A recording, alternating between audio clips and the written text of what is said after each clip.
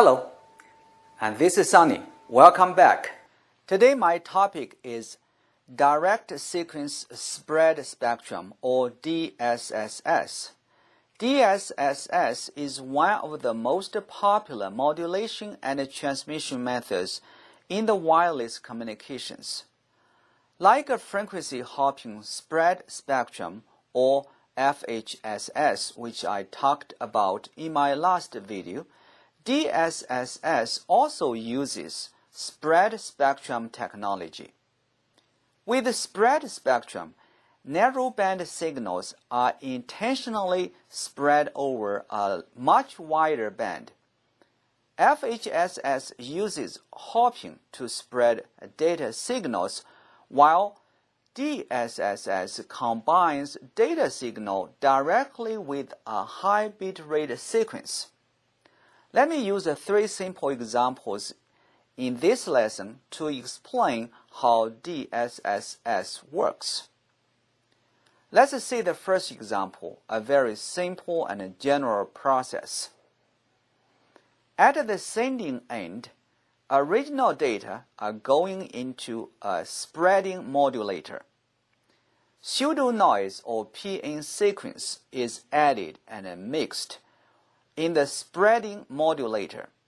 PN sequence or PN code, or we simply call chips, are much higher bitrate sequence, a series of zeros and ones. These chips make original data signals identical to PN code, close to noise level signals.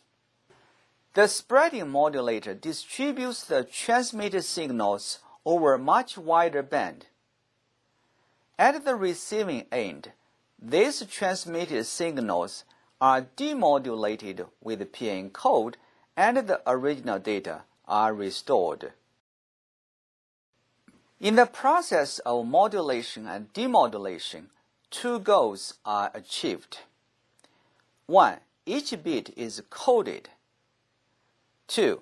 Signals bits are distributed over a much wider frequency band. Then what's really going on inside the black box modulator or demodulator? Let's see the second example to pick at some secrets, not all secrets, how PN code works on original data bit by bit. Suppose we send 2-bit data, 1 and 0. In order to encode our original signals, we want to add some noises, which are PN sequence or chips, like this long series 1s and 0s. Keep in mind, PN code has much higher bit rate than the original data, 1 and 0. Now we will use this exclusive OR truth table to calculate so that we can get encoded and modulated transmitted signals.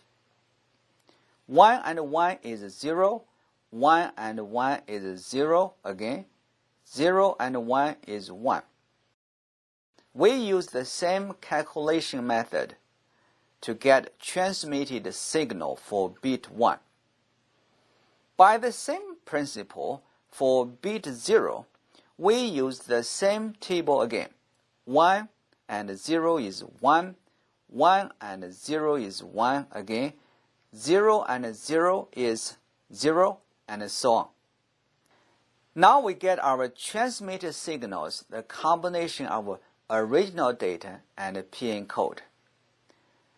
From this example, you might notice the PN code consists a radio pulse that is much shorter in duration than the original data signal, like 10 times shorter.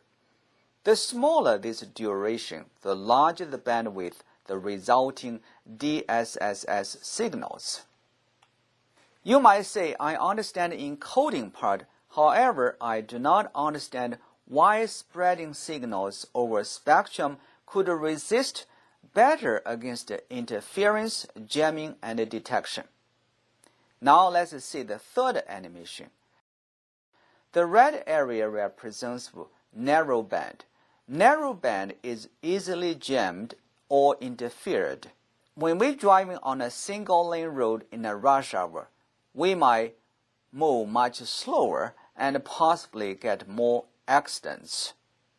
In narrowband wireless communications, more power is required to overcome jamming and interference. After spreading, narrowband signals now take much larger bandwidth. The power is still the same, but power density is spread out, resulting in lower power and noise-like signals, making it harder to interfere and detect.